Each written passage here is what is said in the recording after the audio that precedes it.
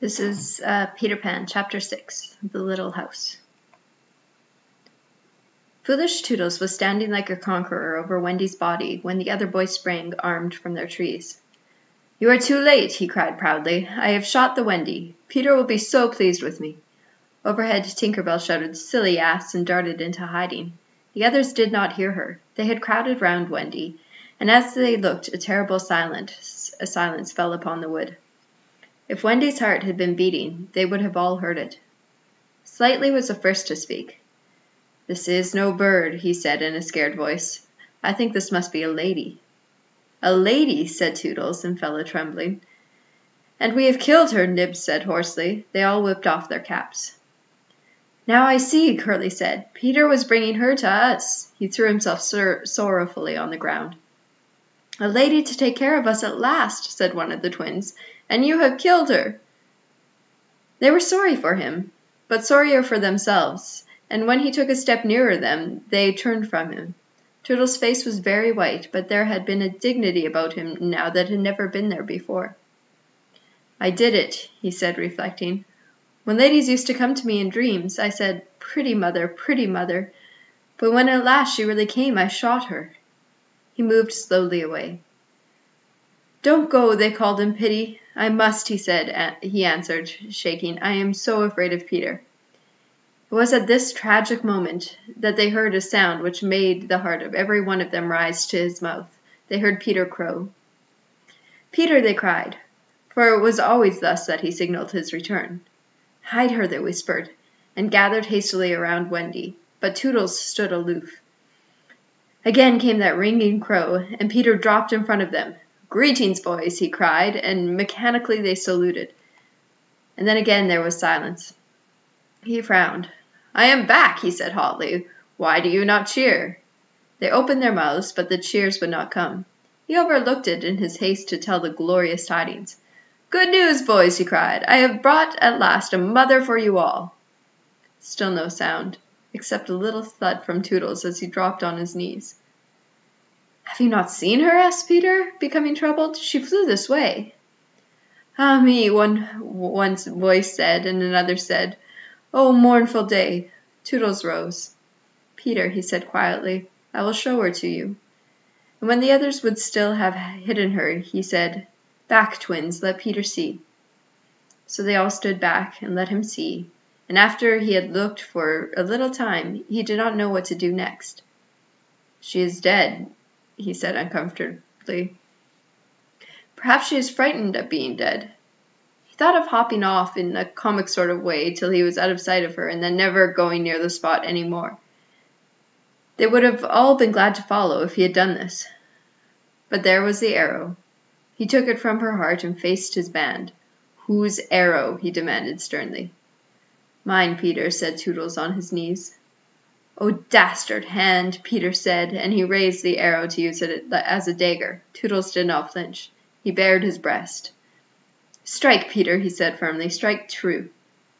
Twice did Peter raise the arrow, and twice did his hand fall.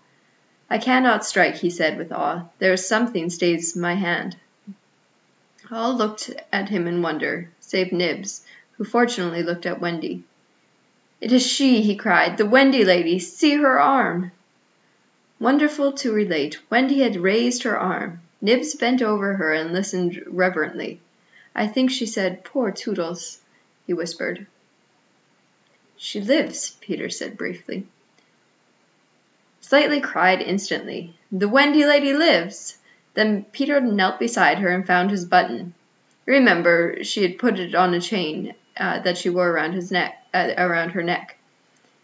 "See," he said, "the arrow struck against this. It is the kiss I gave her. It has saved her life." "I remember kisses," slightly interposed quickly. "Let me see it." "Aye, that's a kiss."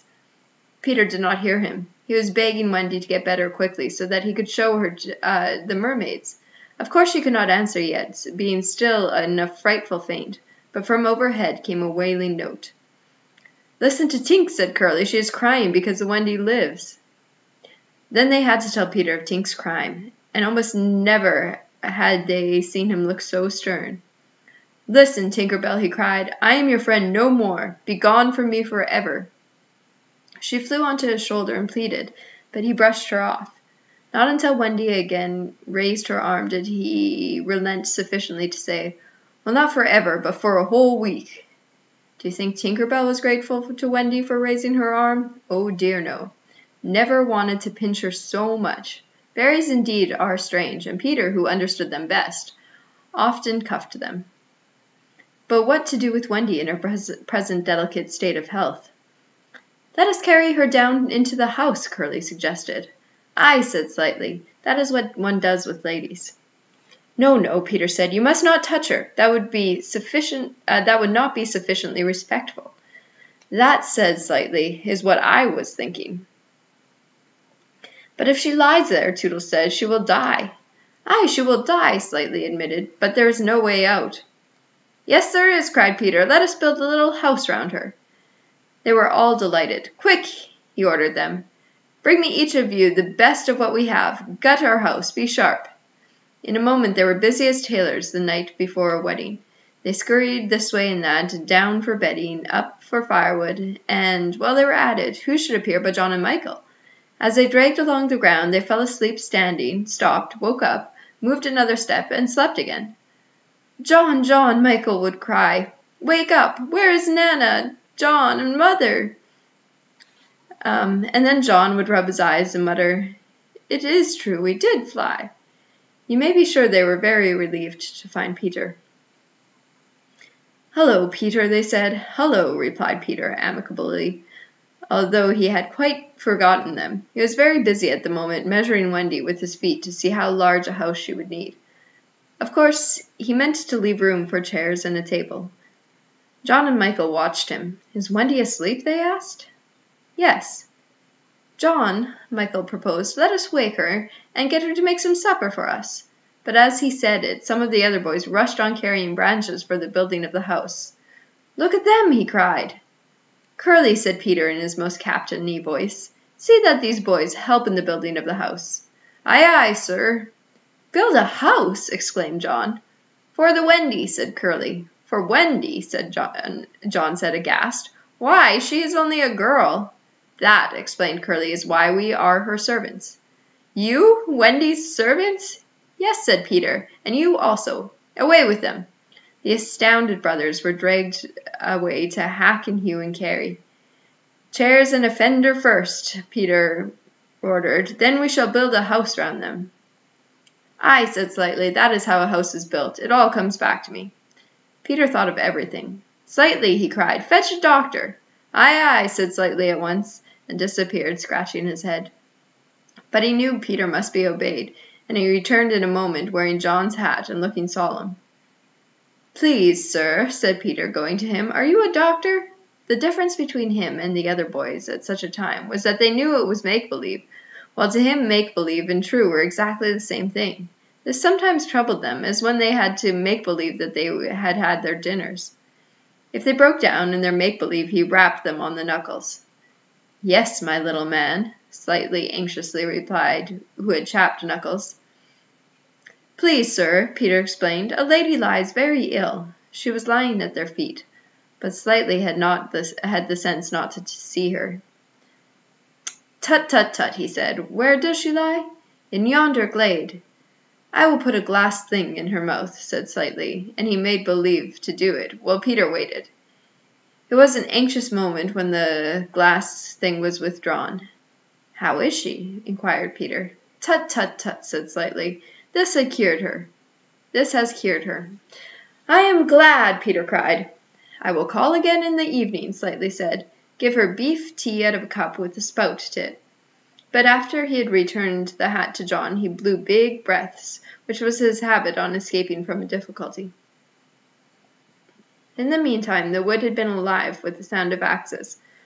Almost everything needed for a cozy dwelling already lay at Wendy's feet. "If only we knew," said one, "the kind of house she likes best." "Peter," shouted another, "she is moving in her sleep." "Her mouth opens," cried a third, looking respectfully into it. "Oh, lovely!"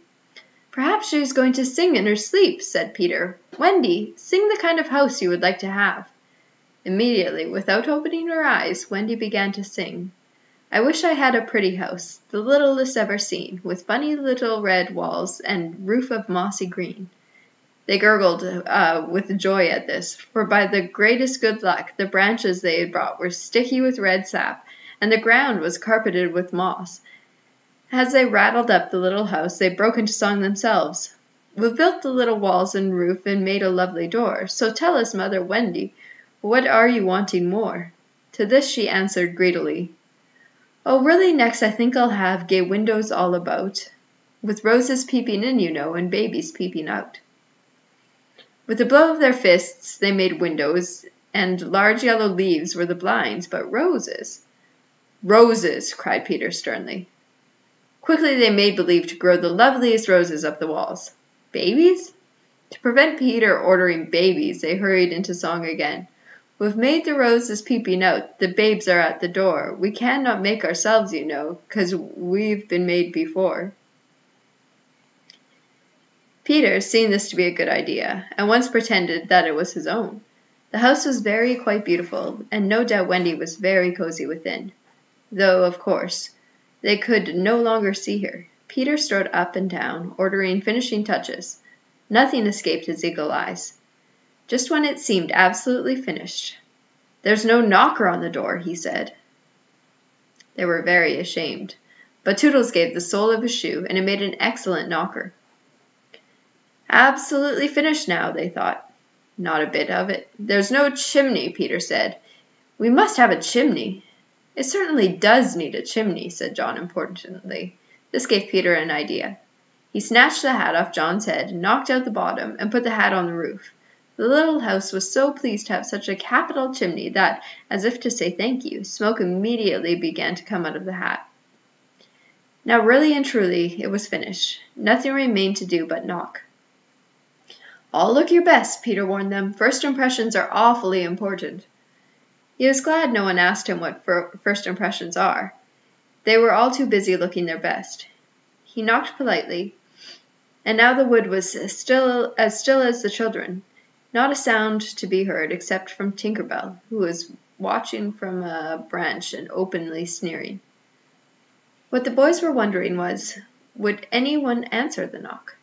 If a lady, what would she be like? The door opened and a lady came out. It was Wendy. They all whipped off their hats.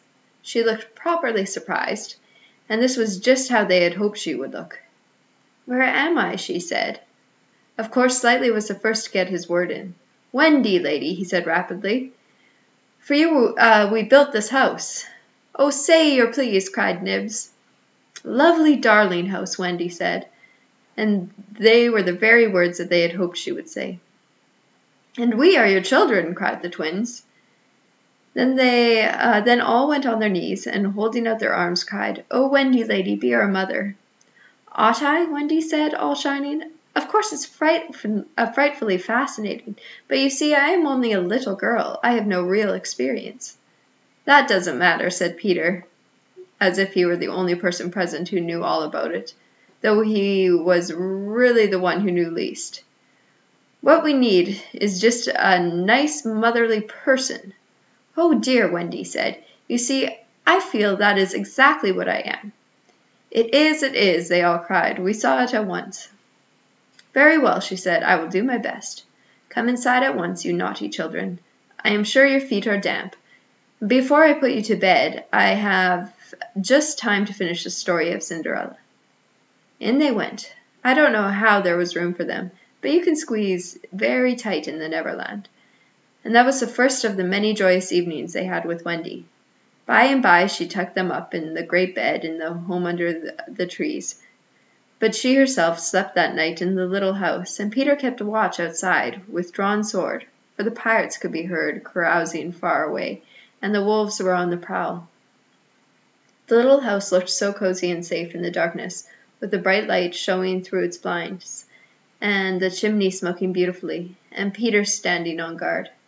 After a time he fell asleep, and some unsteady fairies had to climb over him on their way home from an orgy.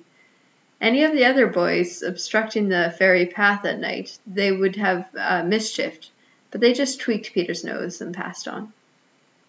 And that's the end of chapter 6.